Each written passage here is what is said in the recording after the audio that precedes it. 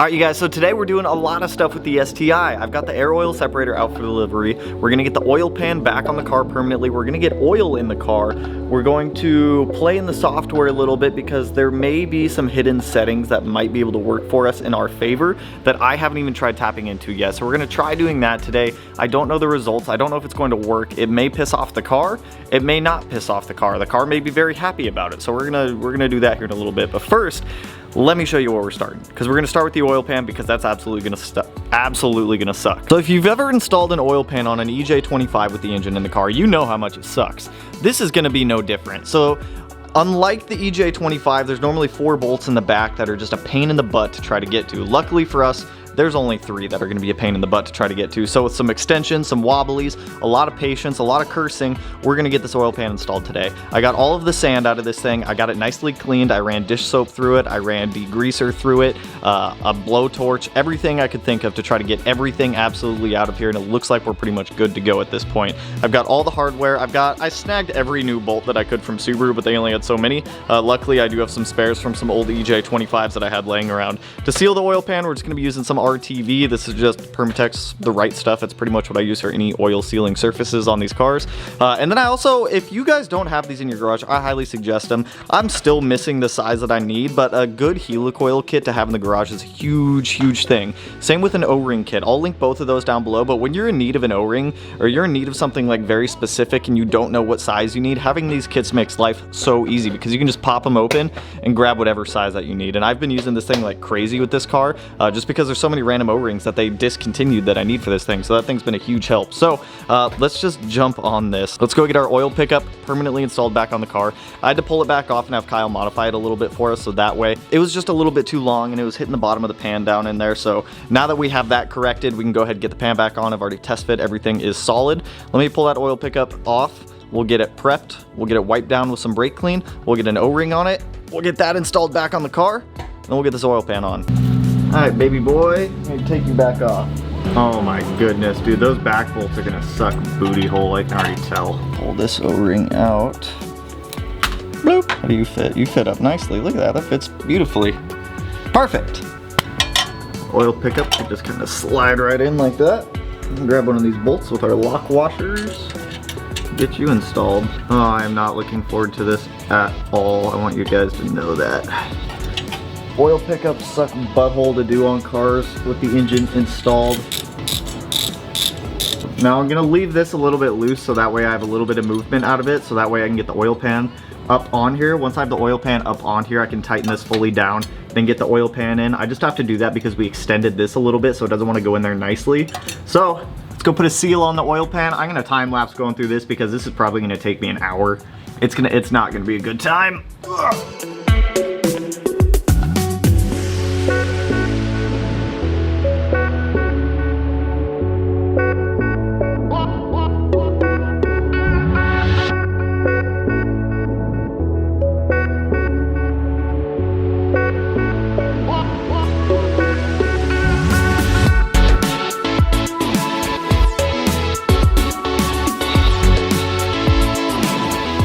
Let me tell you how much of a pain in the ass that was.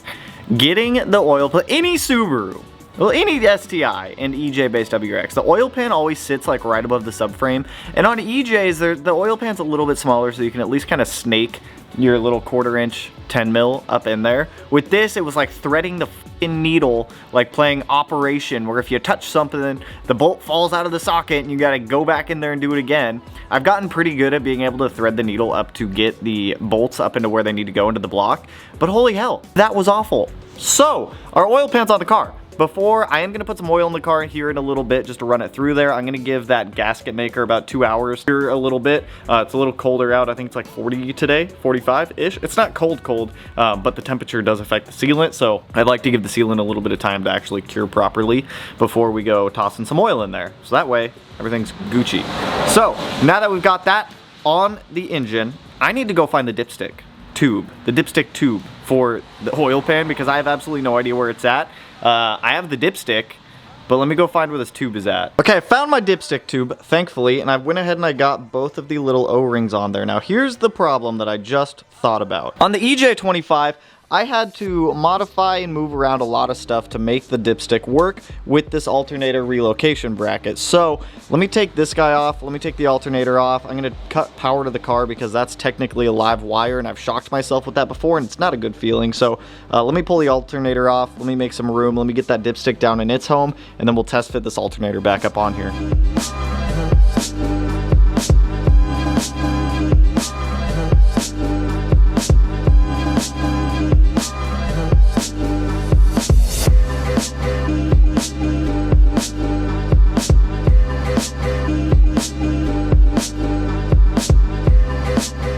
So we actually have a dipstick in here now. We have an oil pan. And look at that.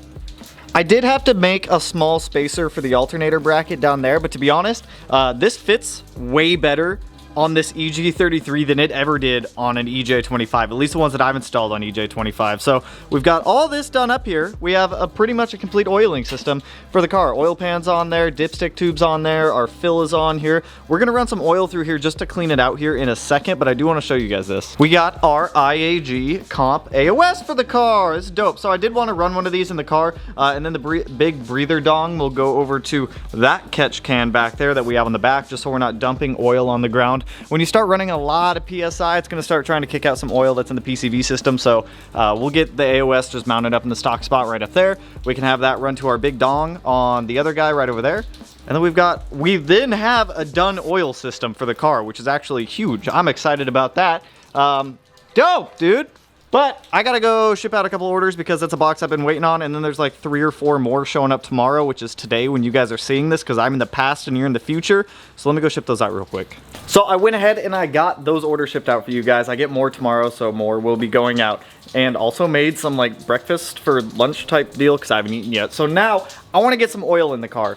So we're not gonna put in the break-in oil quite yet because it's a fresh engine build. We're gonna be using break-in oil on this thing, and I'm going to be religious about using break-in oil. However, I do want to get some oil in there just to get some lubrication on stuff. And what I have around the garage right now, so what we're gonna be putting in the car right now is some Haviland from our friends over at Chevron. So this is their 5W30 oil that we're gonna be running through there right now. It's mainly gonna be used just to get some actual oil on some of the internals on the engine, so that way it has proper lubrication and it's not just getting like assembly lube on it. So huge shout out to our friends over at Haviland. So we're gonna be throwing some of this stuff in the car just to get some lubrication on there. I've already got one that I have from a prior oil change I did. I popped open the little window on there, and there's a decent amount left in there to be able just to get some lubrication on the internals of it. So with that one, these are super easy to use, by the way. If you guys are looking for like an easy oil change, these are actually really nice. They use 70% less plastic, 6 quarts of oil in each box. We would just push that in. Don't mind this, it may have fallen off of my rack up there. I do apologize,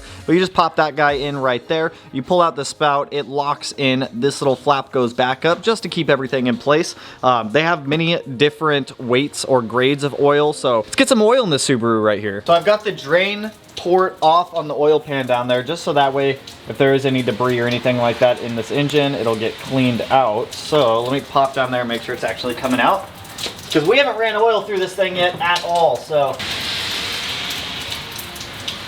nothing is coming out of the pan. Oh, there it is. Hey-o! Get some more oil in there. Get some lubrication going on. That's what I'm talking about. I'm gonna pop open that other box just to get a little bit more flowing through here. Plus, I do like the packaging on these because they make a little bit less of a mess. They're easier to use, they're easier to pour. I'm about it. Plus, I can just put all my old oil back into these, which is always nice whenever I need to go drop it off and dispose of it. Dude, that little mini waterfall we got going on out there is getting loud. Beautiful. So I'm gonna let that oil sit inside of the engine for a minute and just kind of let it drain out. If there's any contamination that's in the oiling system, just on the basics of what we can actually get oil down to right now, that should help clean it out. And then after it's all cleaned out, we can get the plug on there and get some fresh oil in this car. So as always, thank you to our friends over at Chevron and Haviland. This oil, it's great stuff. If you guys are interested in using some of their Haviland lineup, I'll put a link down in the description for you guys. They do sell it at your local Walmarts as well, so when you're doing your grocery shopping or you're going to grab a pencil or something, I don't know what you're buying in your personal time, and you gotta do an oil change, boom.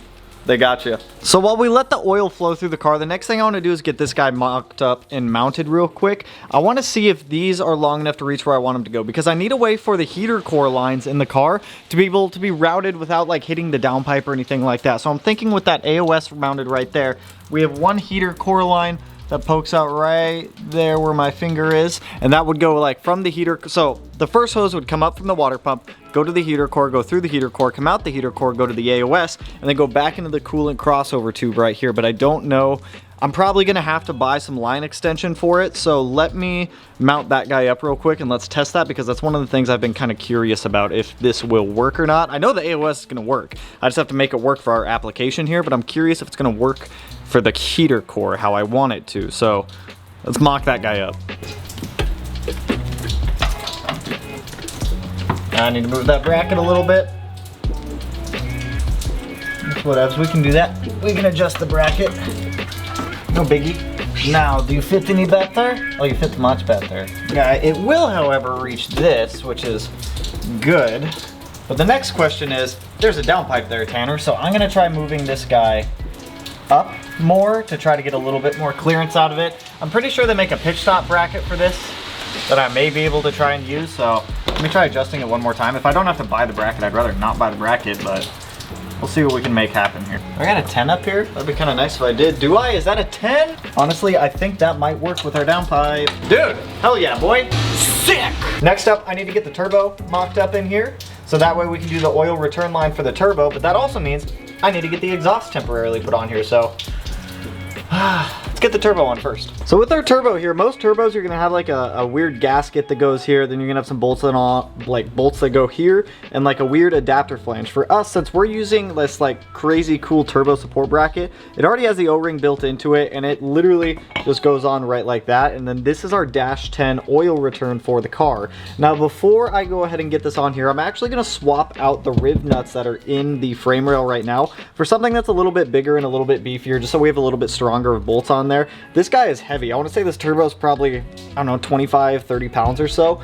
So in order to support it, I just want to have a little bit bigger of riv nuts in there. So let's go drill out the old ones. The old ones are tiny little boys, and let's go get these bigger ones in there.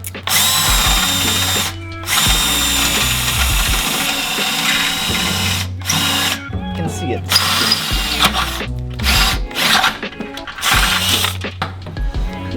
Get them in his home.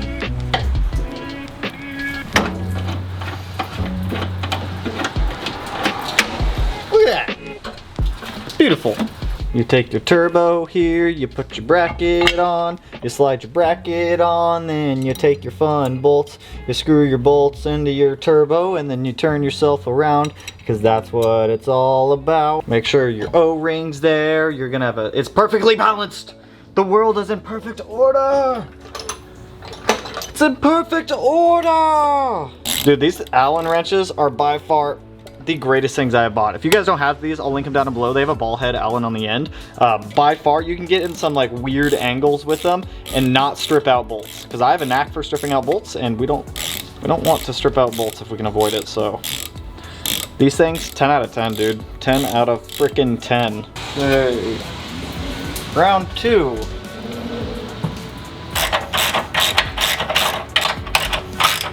We can do the oil return line for this bad boy.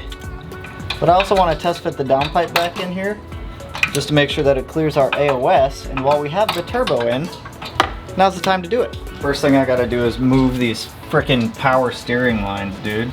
These things are legit like always in the freaking way. Like I don't think they have ever not been in the way. Like how do you go? Now how much clearance do we have between the downpipe, the turbo, and those coolant lines? So the downpipe will sit right about there. Oh, dude, we're so freaking good. Some heat sleeve over that. Oh, dude, Jimmy John's. Dude, we don't even have to move the AOS. It's literally perfect where it's at. Oh my God, you guys, this makes my underwear tight right now. Look at that. Oh. So honestly, we have really good clearance between the downpipe and the actual AOS here. I thought they were gonna be a lot closer. So this top AOS line right there is actually just gonna go back into the coolant crossover right here. So that line will just go straight down. And then this line here, I'm gonna extend out a little bit longer to tie into our heater core back there. And that completes the loop in the cooling system that I needed. Dude, that is so freaking, dude, that looks so freaking good. Come on, I don't care who you are. I don't care who you are. That looks freaking good. So next up, I'm gonna do the oil return from the turbo down to the oil pan, get that line made so it's one less mechanical thing that we have to worry about and one less mechanical thing we need to do. So I'm gonna have to figure out also a different solution for that oil fitting on the back of the head right there, because that's gonna go straight into the downpipe. Anyways, let's go ahead and get that line made up.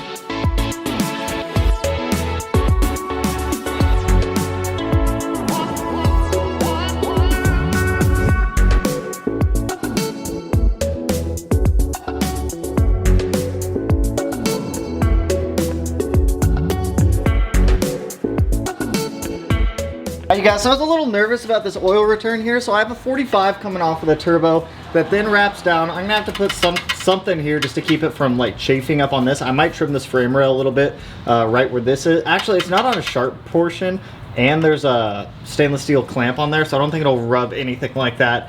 I do have to cut this DEI tag off. Sorry, DEI, it looks cool. But it's got to come off because it's just gonna burn on the exhaust manifold. So I was a little curious if the up pipe would clear the oil return, and it looks like we are Gucci, you guys.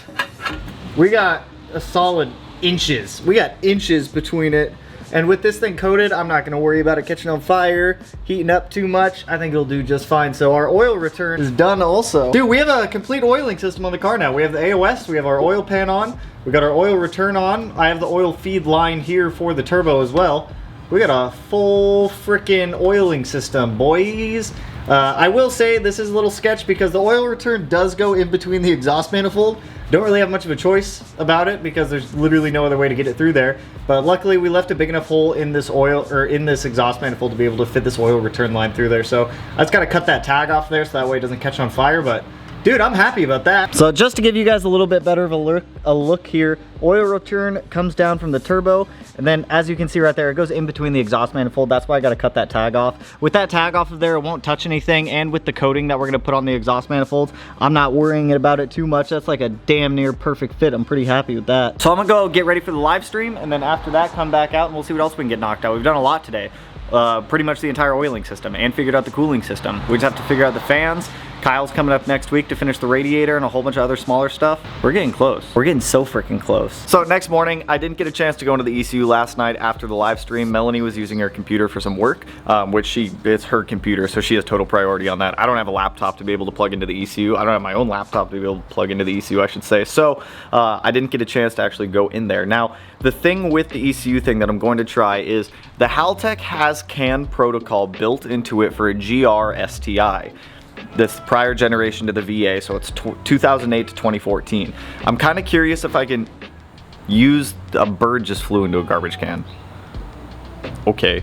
I'm kind of curious if I can use the GR's CAN protocol on the VA. I'm not sure how it's going to work or if it's going to work, but on the off chance that for some reason it does work and it allows us to use the wheel speed sensors, it's going to be big, because then I don't have to go in there and try to rewire all these wheel speed sensors to communicate with the Haltech. Plus, on top of that, it would also give us 2 AVI inputs back to be able to use for other things like a fuel pressure sensor and something else that I needed an AVI for. So that's awesome. That's huge. If there's a big if on if that will work or not, I don't know. But on the upside, we have our entire oiling system on the car done at this point. I just need to order 1-4AN fitting for the turbo oil feed line, and then all that sorted. Kyle comes up next week. Honestly, if things keep moving at the pace they're moving at, we may be able to start this thing in a month, if everything continues to move at a smooth pace.